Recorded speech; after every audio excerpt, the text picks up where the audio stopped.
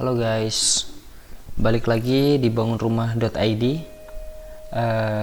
Buat kalian yang baru pertama kali masuk ke channel ini, tolong bantuannya untuk subscribe, like, komen, dan share.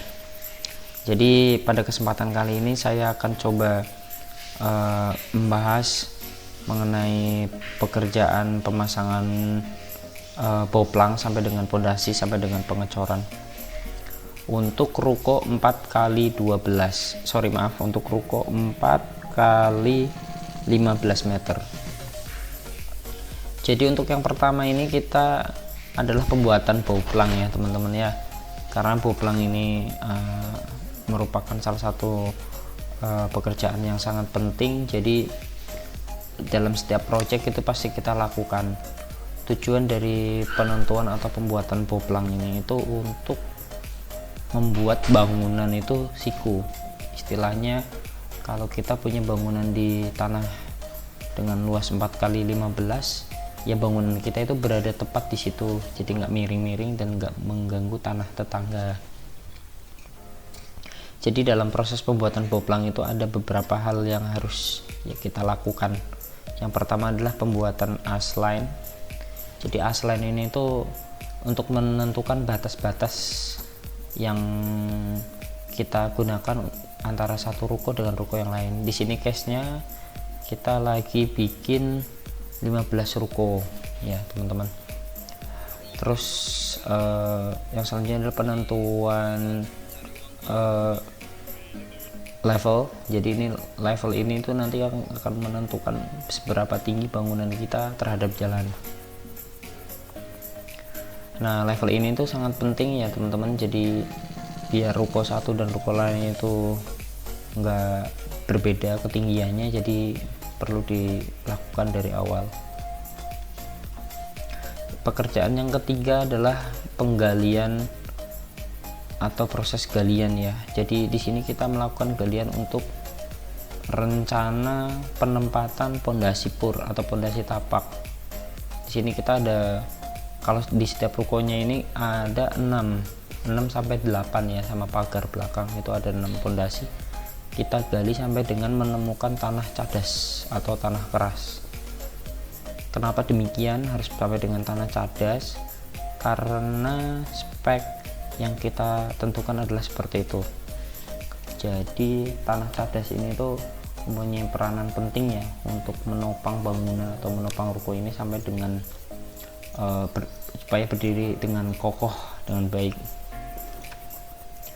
Untuk galian ini itu kita menggunakan eksa yang kecil aja, PC75.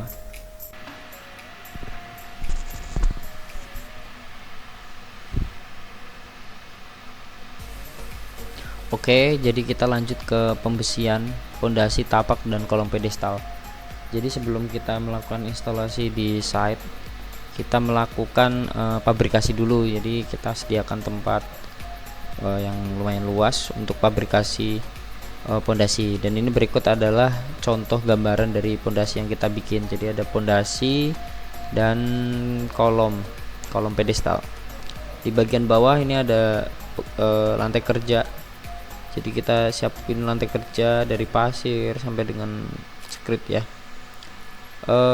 teman-teman. Jadi kita lakukan galian itu sampai dengan tanah cadas, dan bahkan tanah cadas yang ada di sini itu kita bobok, kita gali lagi sedikit untuk memastikan bahwa tanah itu benar-benar tanah keras.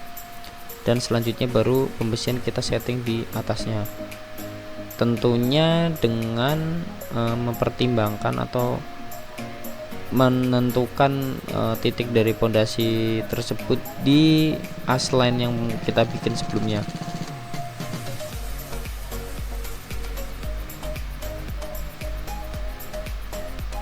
Untuk besi yang kita pakai di sini tuh kita pakai besi 13 dengan perhitungan dari konsultan. Dan ini adalah kondisi dimana sudah selesai kita melakukan instalasi pondasi. Kita sedang setting nih teman. Jadi ada yang kurang geser, kita lakukan geser. Ada sampah, kita bersihkan sampahnya. Jadi memastikan setiap sampah itu enggak ada di lokasi proyek. Oke, kita tiba di hari pengecoran. kita menggunakan konkret pump ya.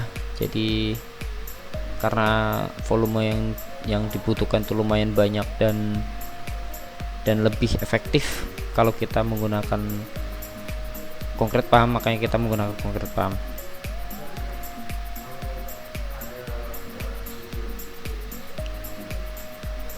Dan ini adalah visualisasi dari pondasi tapak dan kolom pedestal yang sudah diinstal begisting.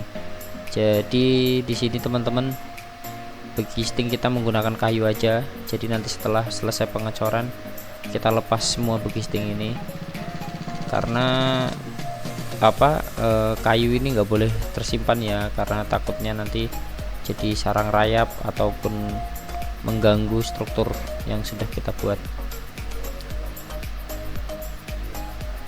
Teman-teman bisa lihat di sini setiap pondasi menggunakan begisting yang proper, yang kuat, dan pastinya untuk memastikan kalau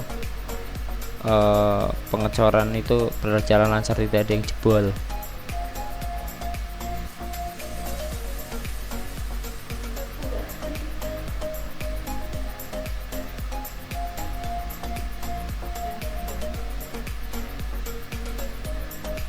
Oke, selanjutnya kita lakukan tes SLAM. Jadi SLAM yang kita pakai adalah plus minus 12.